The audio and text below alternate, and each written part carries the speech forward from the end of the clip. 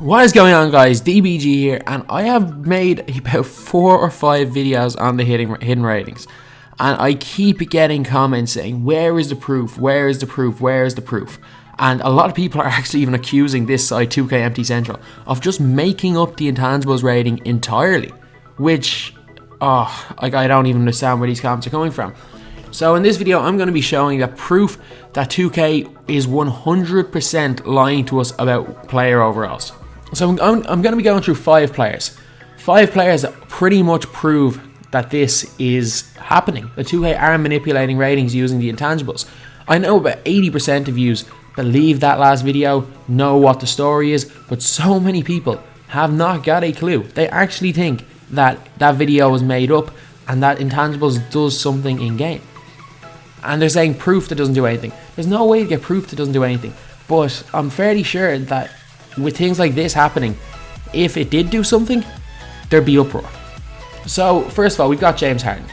We're going to start off by going to the Emerald. The Emerald's a decent card, 73 intangibles, one of the better Emeralds in the game.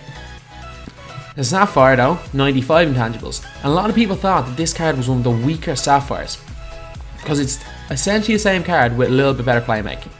And the reason for that is that the intangibles are 95. Like, this card could possibly be an 84 overall, the 83. It probably is, and this is only an 85, so barely any upgrade.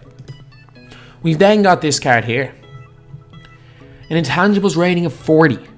40 for this Amethyst James Harden. If intangibles did do anything, there would be uproar, because they've lowered it to an almost useless 40. The reason for that is because this card stats wise, like, look at these stats, absolutely incredible. And then look at these stats. This card is a hidden pink diamond. It has the stats of a pink diamond. And if you're looking at the stats, there's no way of looking at these and saying, yeah, that looks like it's an actual 92 overall Amethyst. Not a chance. This is at least a diamond stats wise. But obviously it's been tested and it is actually a pink diamond. But a 40 intangible rating makes it an Amethyst. The next player we're going to be looking at is Michael Beasley. This 83 overall card is extremely good. Like, so many people really like this card, but it's about 10k. But do we know something? It has an intangibles rating of 92. You look at the 79 overall Michael Beasley, 4 ratings lower, and intangibles of 54. And you might be thinking, oh, the 83 overall one's way better. You compare these two cards, look at total stats. 1 difference. 1. And I get that it's a better shooter, better outside shooting. The athleticism is the same. Defense is way better on the gold one. So these cards are so similar, like incredibly similar. 1 difference in stats. 1 entire difference in stats. And there's a 4 overall difference. Can you really question that the intangibles rating isn't right now used to keep players' ratings down low? Because if this card was bad stats wise, had high intangibles, no one would buy it. But they couldn't make it an Emerald because there's already a golden right there. Wait for Michael Beasley to have another breakout game and you're going to be able to see how much better his Emerald card will be than the Emerald he already has, because his gold one's already as good as it.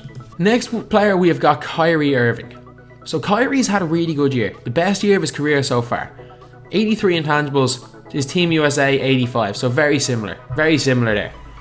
So if intangibles really do make that much of a difference, then 2K lowering them would cause uproar. But all of a sudden you go into Kyrie Sapphire, lower intangibles, but the stats look good for a Sapphire. Then you go to his Ruby, it's lowered even more to 69.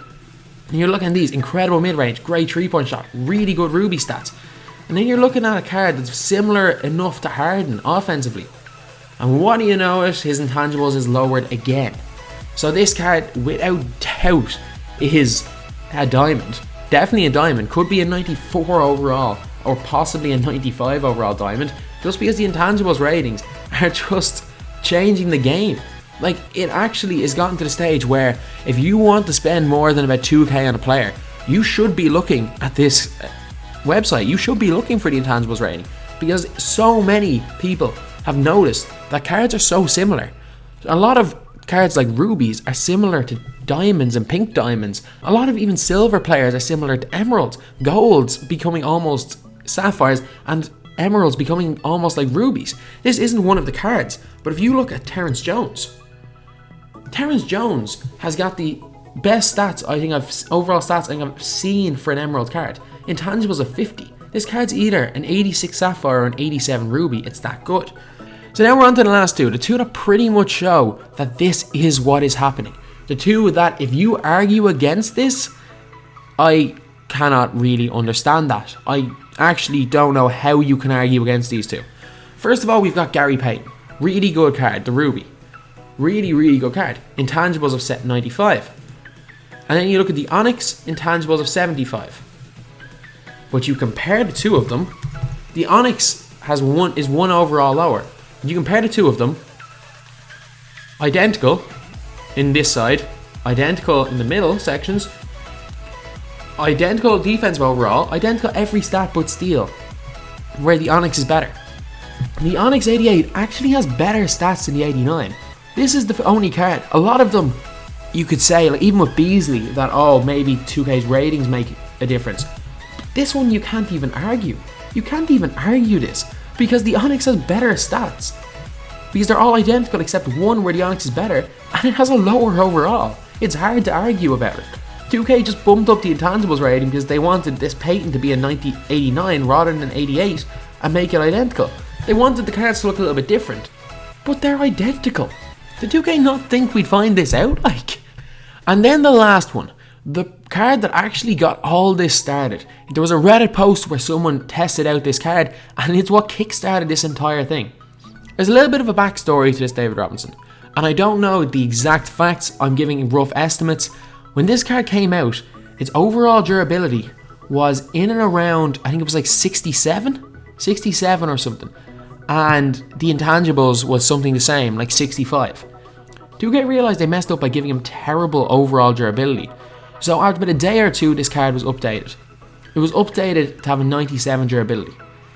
And the guy who calculated this out said that if the intangibles had stayed the way they were, this card would have been a 96 overall pink diamond, which 2K couldn't have. 2K couldn't have a pink diamond in that set this early. So what did they do? They lowered the intangible stat to bring it down to 95. 2K could have lowered any other stat, but they specifically chose the intangible stat to lower. And no one noticed in game. Unless you looked at this stat, unless you looked at this website, you wouldn't have noticed what happened. So no one actually said, David Robinson got worse after the update. No, because the intangibles doesn't do anything. Even if you're thinking it does. The fact that 2K lowered that to lower the overall of David Robinson because they had to higher the durability, it means that either A, intangibles does nothing, which I can almost guarantee it does nothing. I've tested it out on players and I haven't felt it do anything. Or B, it does the least of any stat, because otherwise 2K would have lowered other stats and not intangibles. If it was really that important, 2K would not have lowered it, and 2K would not be lowering it in nearly every player that are new players that are coming out. All you have to do to see that is just search new players. Look, Drew Holiday came out yesterday, intangibles 51. Sapphire, intangibles 87. The Emerald's better than the Sapphire. You look at Kevin Durant, really good stats, intangibles 60. This card's a diamond. So all you have to do is look that like half of the new cards that 2K are releasing have really low intangibles. If the intangibles actually mattered and weren't just used to change players' overalls, to lower them, to make them seem worse, then people will be like complaining about how bad their cards are playing for their ratings, but they don't. They make no difference, this stat. And if it does, it's very little. So anyway, that's the video. I'm just sick of getting comments non-stop saying that the intangibles actually make a difference. And anyway, that's the video. Thanks for watching. Please like, comment, and subscribe.